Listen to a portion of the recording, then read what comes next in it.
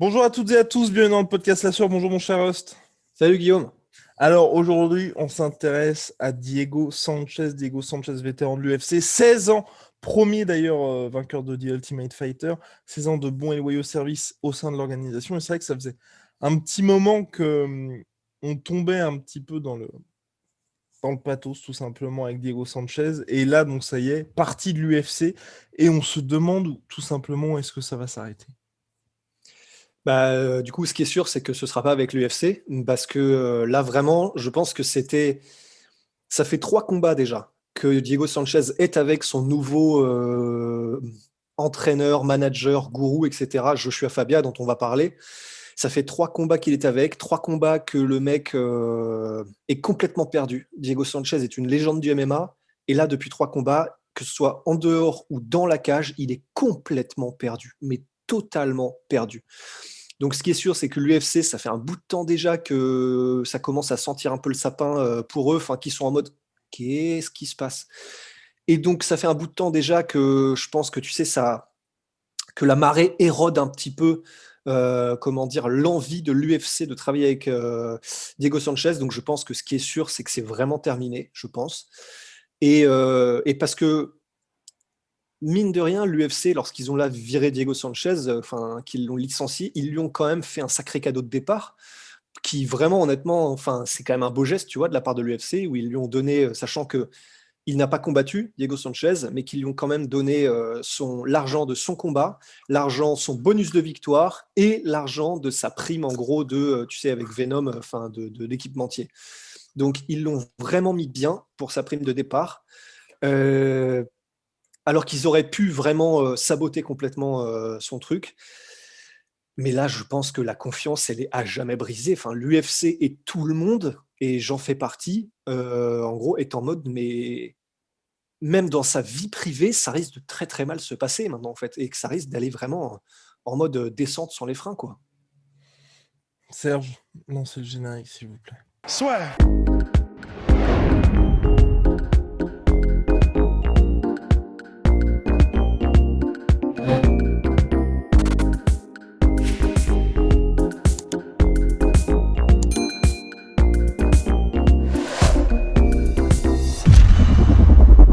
Oui, l'heure est grave, mon cher Rust, apparemment. Donc, c'est vrai que Diego Sanchez, déjà, ça permet de confirmer effectivement que l'UFC prend soin, en tout cas, de ses vétérans, ceux qui sont là depuis un certain temps, parce qu'il était quand même à plus de 155 000 dollars, je crois, en salaire fixe, Un Diego truc comme Sanchez, ce ça. qui est assez énorme au regard aujourd'hui de sa valeur sportive, bien évidemment, même si c'est Ouais. vrai que ça restait une certaine attraction quand il était présent sur les cartes.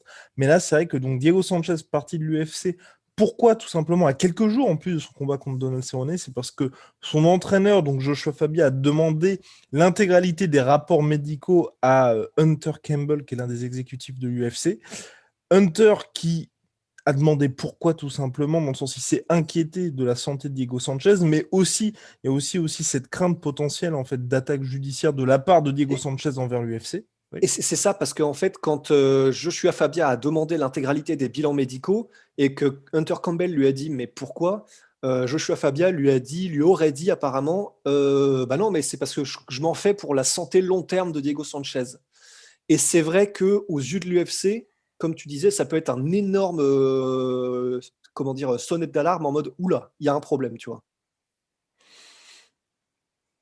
Excuse-moi, je t'ai coupé dans ta chronologie en fait, du coup. Merci mon cher Rust, merci. Non mais bref, mais tout ça pour dire que aujourd'hui là on en est là vraisemblablement pour Diego Sanchez, qui a aussi ensuite fait une sortie sur Sirius XM, donc le show Fight Nation je crois, d'Anthony Smith, où là il a parlé pendant quasiment, donc l'interview dure 45 minutes, pendant 40 minutes on a quasiment un monologue de Diego Sanchez qui a quand même dit, donc je vais vous lire cette citation. Je vais vous le dire franchement maintenant, j'ai peur pour ma putain de vie. Je crains que cette entreprise, donc l'UFC, ce monopole valant des milliards de dollars dans le monde entier ne me poursuive. Quelque chose pourrait m'arriver dans 2 ans, peut-être dans quelques années. Peut-être que je vais détruire mon camion. Peut-être que pour moi, oh Diego a fait une overdose ou une merde du genre. Je ne sais pas. Si je devais exploser certaines choses que je sais, parce que je suis dans cette boîte depuis plus longtemps qu'quiconque, et que j'ai été le seul à survivre à tout ça, le seul qui a traversé le tunnel sombre et est sorti de l'autre côté. Assez bizarre, ouais.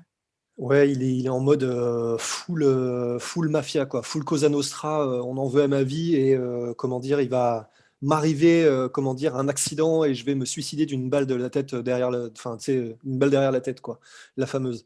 Donc en gros, on peut reprocher des trucs à l'UFC, mais le fait d'éliminer ces vétérans, je pense pas que ça en fasse partie. Donc non, tout simplement, Ouais. il est, il est, il est complètement perdu en fait. Il est complètement perdu et maintenant qu'on en est là, effectivement, il faut en parler. C'est donc probablement parce qu'il y a aussi un côté, le fait qu'il ait été aussi influençable, Mhm. bah, probablement que ça n'allait pas bien avant. Mais il y a ce gars-là qui est rentré dans l'équation, donc il y a 3 ans, le fameux Joshua Fabia, et en gros qui a complètement, je pense, il a retourné l'esprit, il a retourné le cerveau de Diego Sanchez. Et je pense que maintenant, donc Diego Sanchez est totalement sous l'emprise de ce gars-là, en fait. Et ça se voit. C'est-à-dire que là, il y a ça qu'on dit, qui est une théorie. Oui, c'est Guillaume et Ross qui disent que c'est un peu un gourou, etc. Et il y a tout ce que vous pouvez voir, en fait. Alors, il y a Et les lire. interviews, et Et lire, lire. et lire. Alors déjà, en fait, moi, là, les premiers red flags, bon, au-delà du fait que ça a été Diego Sanchez se barre de Jackson Wink pour aller avec un seul gars, et ce gars-là, quand tu vas sur son site internet, j'ai été me refaire un petit truc tout à Et l'heure d'ailleurs, sur. et d'ailleurs, Rust, je me permets de te couper. Oui, oui. Ta théorie était juste la dernière fois parce que Joshua Fabia est entraîneur et manager de Diego Sanchez. Ah bah attends, ouais, tu penses. Donc il serait pas là s'il n'y avait pas de fric en jeu, hein, ce gars-là. C'est des sangsues, tu vois, ces mecs-là. Et en gros, quand Diego Sanchez s'est barré de Jackson Wink, au début, il a dit un truc qui était intéressant. C'est-à-dire qu'a priori, avant tout l'épisode Joshua Fabia, c'était quelque chose qui se tenait de la part de Diego Sanchez. Diego Sanchez disait bah, je reçois plus aucune attention de la part de Jackson Wink. Maintenant, en gros, je fais partie un peu des meubles, mais on me donne de l'entraînement, mais voilà. Et ça, c'est fort possible parce Ouais. qu'il avait 37 ans. Clairement, c'était victoire-défaite, victoire-défaite. Et ça, c'est fort possible que malgré l'attachement émotionnel de Greg Jackson, etc., et des coachs, qu'il n'y ait pu porter autant d'attention. Et c'est probable, effectivement. Mais donc, ce qu'a décidé de faire Diego Sanchez, c'est partir de ce gym enfin, célébrissime pour aller avec ce gars. Ce gars-là, Joshua Fabia, il a son école, sa propre école qu'il appelait The School of Awareness, donc l'école de être aware, d'être. N'empêche que c'est pas évident à traduire, hein, c'est pour ça que je comprends Jean-Claude Van Damme. Tu vois, c'est pas évident à traduire d'être aware, mais c'est en gros, c'est une école de se comprendre De la mieux, conscience. voilà, la conscience, le mouvement, tout ça. Et vous allez sur School of Awareness de Joshua Fabia sur Google, vous n'allez pas y croire. J'y suis retourné tout à l'heure. T'as l'impression de rentrer dans un univers parallèle où il faut revenir sur quelque chose qui a du sens après. Donc tu vas te regarder, je sais pas, une vidéo de Marius ou un truc. Parce que si tu regardes que des vidéos de ce mec-là, ou tu lis ce que ce mec-là raconte, ou ceux qui écrivent son site internet, tu deviens fou en fait. Le gars, tu vas sur son site, tu vas sur sa page en mode qui est le fondateur. C'est aberrant. En gros, le gars t'explique que bon, déjà, tout a commencé quand j'avais 9 ans et puis mon grand-père a fait une rupture d'anévrisme et je me suis rendu compte que je pouvais l'aider. Et il a fait, grâce à mon magnétisme, il est revenu à 80%, 85% de ses capacités. Donc déjà, tu te dis, alors, je suis pas totalement opposé à tout ce qui est magnétiseur et tout ça. Pourquoi pas? Pourquoi pas? Mais déjà, c'est quand même assez. Tu dis, ok, à partir de là, on va faire vraiment très attention à ce qu'il raconte parce que c'est vrai que c'est quand même pas commun, tu vois. Et en fait, plus tu progresses, plus le mec te raconte qu'il a été voir, comment dire, des anciens chamans ou je sais pas trop quoi, un peu partout dans les jungles. Et il met ça, tu vois, dans les jungles, les forêts, la savane du monde. J'ai été voir et j'ai été rassembler le savoir ultime de la machin, de trucs, enfin, cosmique ou je sais pas trop quoi. Euh, tu te rends très vite compte qu'en fait, le mec, grosso modo, se paluche tout seul, en fait, et n'a personne qui lui dit, OK, ça n'a aucun sens ce que tu racontes. Et tu te rends compte qu'avec cette rhétorique-là et ce dont le mec se convainc lui-même, grosso modo, c'est une secte, en fait. Ce mec-là est un gourou. Ce mec-là, j'imagine, doit être très persuasif quand il parle à Diego Sanchez. Mais donc, tu vas voir son site, tu te dis, OK, il y a un gros problème. En plus, ça c'est le deuxième truc, tu vois, mais il se donne des credentials, il se donne des faits d'armes, Mhm. des, Des des récompenses, des ouais. accomplissements, voilà. Il se donne lui-même des accomplissements en mode, j'ai travaillé avec les militaires, j'ai travaillé avec des athlètes de niveau olympique, j'ai travaillé, et c'est jamais prouvé nulle part sur Internet. En plus, il dit des trucs, j'étais en mode, mais qu'est-ce que c'est que ça? À un moment, il dit, il faudra que j'aille voir. Alors attends, il dit, je suis spécialisé en droits de l'homme. Attends, qu'est-ce qu'il dit? Voilà. Euh, Stretch training, il est spécialisé en étirement aussi. Voilà. Joshua a un entraînement spécialisé comment dire, et complet dans la défense, la protection, les droits de l'homme et la thérapie physique. Tu sais plus quoi dire en fait. Mais moi, ce que je voulais ajouter par rapport à Joshua Fabia, justement, au-delà du site internet, c'est vrai qu'il peut vous paraître un peu louche, c'est justement là, dans les faits. Parce que c'est vrai que là, il y a différentes personnalités, il y a pas mal de sites internet comme ça où il y a des gens qui racontent des choses, mais surtout, ces fameuses vidéos où ils coursent des combattants, c'est Emile Mick. Emile Mick, Avec un couteau, il y a la vidéo sur internet, hein. exactement, cette vidéo sur internet, un couteau rose va vous en parler. Et aussi, le fameux Death Punch de Joshua Fabia, une technique particulière qui permet de donner la mort. Et il en avait même parlé, je crois, je sais plus c'était quel combat de À la Diego commission Sanchez. athlétique, je crois. C'était, oui, c'est ça. C'était un Avant, étranglement, mais je crois. Ouais, c'était. je sais plus. C'est pas Je Evan sais plus, Michel mais Pereira. Je sais plus quel combat. l'un des deux. Mais il Mais avait en fait, justement prévenu qu'il avait préparé quelque chose qui risquait de tuer l'adversaire de Diego Sanchez. voilà. En fait, il est arrivé devant, je crois que c'était la commission athlétique du Nevada, en disant, Et ça, ce sont par des faits, contre, hein, c'est vraiment avéré. Voilà. méfiez-vous. Il y a un des mouvements que j'ai enseigné à Diego Sanchez. Je pense qu'il va tuer son adversaire. Enfin, en fait, la raison pour laquelle vraiment, je suis très remonté, c'est que c'est typiquement le genre de personne donc comment dire, qui tire avantage des personnes qui sont un peu plus faibles au niveau du discernement, au niveau psychologique, mental, etc. Et qui peuvent leur faire des dingueries en fait. Donc là, pour Diego Sanchez, bon bah visiblement c'est simplement qu'il en tire de l'argent. Mais je suis très remonté parce que c'est dangereux en fait les gens comme ça. Et le truc c'est que donc il y a eu ce death punch ou je sais plus ce que c'était en mode je vais le tuer en un seul coup. Enfin, Diego Sanchez avec ce que je lui ai appris va tuer le mec en un seul coup. Il y a et puis, il y a donc le fait qu'ils poursuivent dans un octogone avec Emile Mick, qui est un combattant tout à fait légitime, hein. Lui, il n'y a pas de souci, il est normal, très bon combattant. Et Emile Mick décrivait la séquence d'entraînement que vous pouvez retrouver sur Internet, où Joshua Fabien, en fait, pour entraîner les combattants, les poursuit dans la cage, une cage fermée, avec des couteaux, en fait. Donc, un truc, vraiment une lame aiguisée, tu vois, comme un rasoir. Et en gros, Emile Mick disait, bon, bah, il joue dans sa tête, c'était un truc en mode, c'est une méthode d'entraînement un peu différente, leur donner du vrai stress, machin. Sauf que Emile Mick est un vrai combattant, Diego Sanchez est un vrai combattant. Si jamais le mec fait un faux mouvement ou qu'il y a un mec qui fait un zig alors qu'il aurait dû faire un zag et que le mec se retrouve planté, tu pètes un câble en fait. Enfin, Bah, après, ça aurait montré justement qu'il y avait un petit manque de self-awareness chez eux. c'est ça, c'est ça. À un moment donné, c'est soit tu te prépares pour la défense au couteau, soit voilà, enfin, t'as rien à faire ici, tu vois.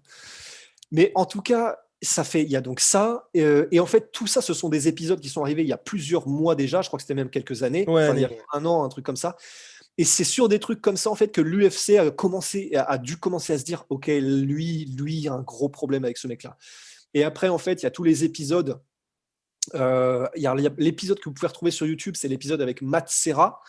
Bon, bah, perso, on a pu présenter Matt Serra, l'ancien mec qui a créé la surprise contre Georges Saint-Pierre, coach de Chris Weidman, légitime as fuck. Et Alia Quinta, Alia Quinta, en fait, voilà. Aljamain Sterling. Voilà, même s'ils sont un peu apparemment en bisbille en ce moment. Mais en gros, du coup, il y a une vidéo qui est sortie, parce qu'il faut savoir que ce mec-là, Joshua Fabia, il s'est créé un personnage dont il est convaincu d'être un espèce de héros mystique. Mais du coup, comme il en est tellement convaincu, en fait, il n'hésite pas, en fait. Et du coup, il va voir des combattants aguerris, il va voir des mecs de l'UFC, il va voir des commentateurs, et il leur dit, le mec n'a pas le trac, tu vois, il leur dit, bah maintenant il va falloir me respecter en fait, parce qu'évidemment tout le monde se fiche de lui, tu vois, sur Internet. Et du coup, il va voir tout le monde en mode, bah par contre maintenant il va falloir commencer à me respecter. Il a fait ça avec Matt Serra, ça s'est mal passé.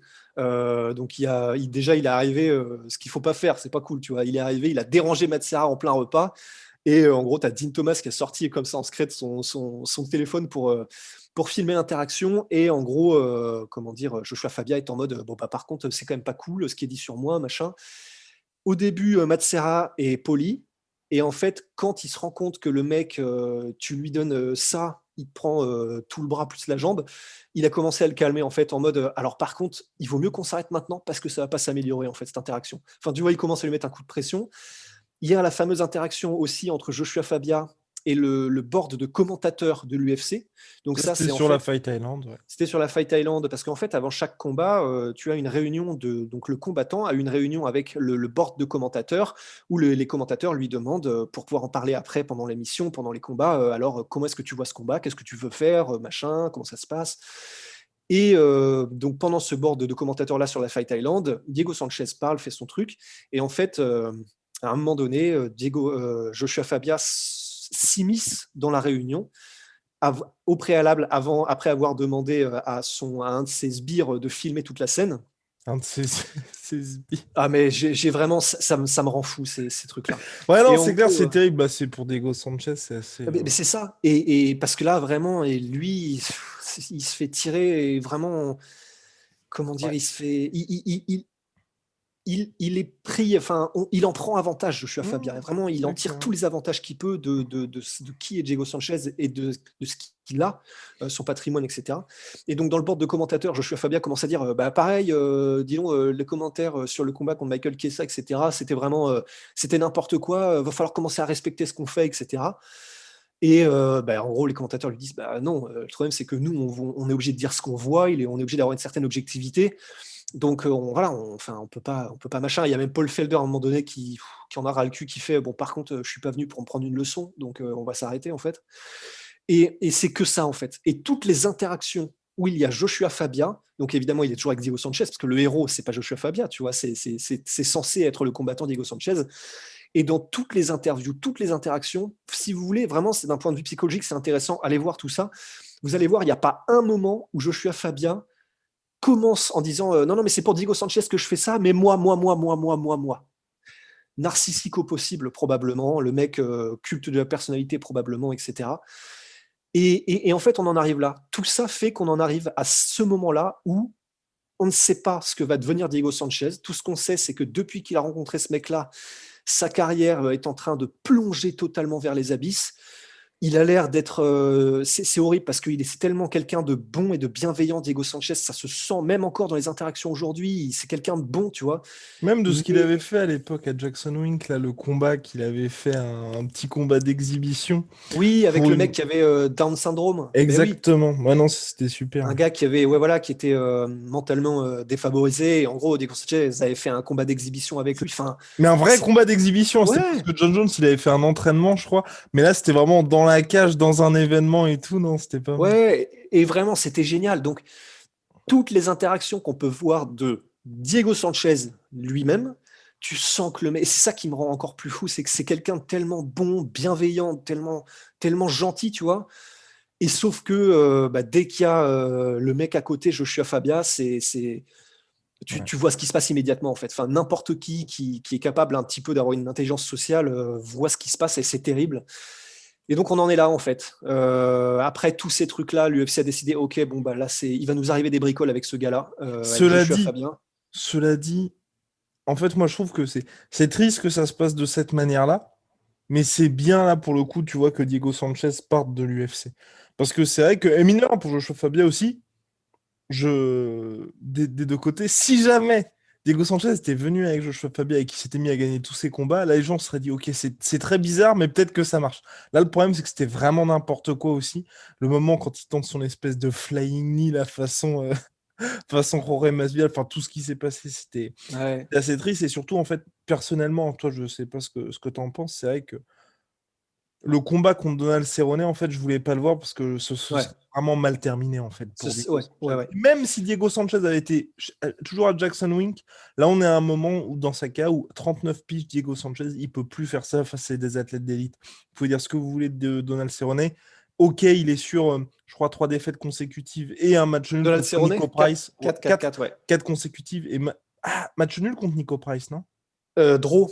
Parce qu'il y a eu un point de déduit C'est pour ça. Nico Price. Mais en gros, il affronte que des tueurs, tu vois. Et aujourd'hui, en fait, Diego Sanchez, à part le voir dans des combats un petit peu fun, j'ai pas envie de le voir contre des mecs qui sont à un autre niveau et qui peuvent vraiment lui faire mal. Surtout que là, c'est vrai que, mine de rien, hors Joshua Fabia aussi, et c'est pour ça que pour moi, c'est important là, que Diego Sanchez n'aille pas comme il l'a fait à taguer le Bellator, bare knuckle, tout ça, qu'il arrête tout simplement parce qu'on a vu aussi un changement, mine de rien, chez lui. 16 ans d'UFC, quand on a ce style-là, c'est Ouais. pas façon Demian Maia, si vous voulez, où vous allez prendre relativement peu de dommages à chaque combat.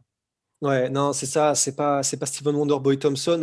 Là, c'est un mec à l'ancienne, Diego Sanchez, quoi. Il était là au TUF numéro 1, tu l'as dit, il l'a gagné. Son style, c'est on avance et il a énormément de skill, hein. Enfin, vraiment, il a gagné beaucoup de combats contre des tueurs aussi à l'époque, Diego Sanchez. Mais là, là j'ai l'impression qu'il régresse tout simplement depuis 3 combats.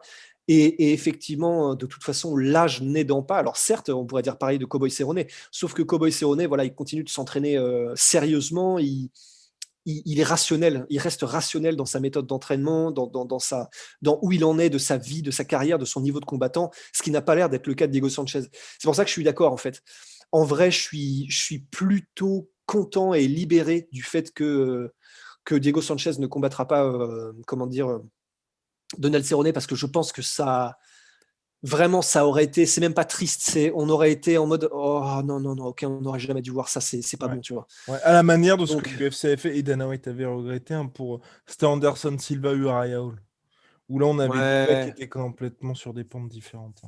ouais, oui, c'est ça, et où tu as raison, Dana White avait dit on n'aurait pas dû faire ce combat, je crois. Ouais. C'est- Donc voilà, là maintenant pour la suite, c'est vrai que vous pouvez d'ailleurs vraiment, je vous invite, hein, si ce que Ross vous a dit vous a intéressé, n'hésitez pas à aller sur internet, fouiller un peu ce qu'il dit sur Joshua Fabia. C'est vrai que c'est assez dingue en fait de se dire que, et surtout en MMA où on a vraiment l'impression que l'ensemble de la communauté est d'accord sur quelqu'un en fait. Alors que d'habitude, il y a toujours deux, trois voix qui vont dire bon bah ok, c'est vrai que le mec a fait ci, a fait ça, a réussi à apporter ce genre de choses. Mais là, on est vraiment sur quelque chose où de manière unanime, hein, les gens se disent bon bah là pour Diego Sanchez, ça sent quand même mauvais. Donc Ouais. voilà, j'espère maintenant, c'est vrai que on ne verra pas combattre Diego Sanchez, que deux, lui va réussir à trouver vraiment quelque chose qui lui permette d'aller bien. Et puis tu vois, je pense qu'il peut avoir des histoires, des belles histoires à raconter parce que 16 ans à l'UFC, c'est exceptionnel. C'est Tu vois, sûr. avoir un truc. Je pense pas qu'il pourrait être de cette manière-là, mais tu vois, façon Forrest Griffin aujourd'hui, où il est Ouais. responsable à l'UFC Performance Institute, l'UFC prend soin de lui, et finalement, c'est donnant-donnant, tu vois, je veux dire. Et puis, ça renvoie une bonne image aussi. Ouais, et d'autant plus que là, ça paraît un peu étrange d'en parler maintenant, tu vois, mais si jamais il se sort de l'emprise de ce gars-là, de ce gourou-là, ça peut faire une vraie belle histoire, en mode comment je me suis sorti des griffes d'un espèce de prédateur psychologique, tu vois. Ouais. Donc, ça peut faire une belle histoire, ça peut faire quelque chose. Le problème, c'est qu'il faudrait qu'il rencontre les bonnes personnes, et là, j'ai l'impression qu'il se ferme toutes les portes petit à petit, quoi. Ouais. Affaire à suivre, mon cher Rust, affaire à suivre. En tout cas, big shout out à My Sweet Protein, big shout out à Venom, moins 38% sur tout My Protein avec le code la sueur, moins 10% sur tout Venom avec le code la sueur. Peace.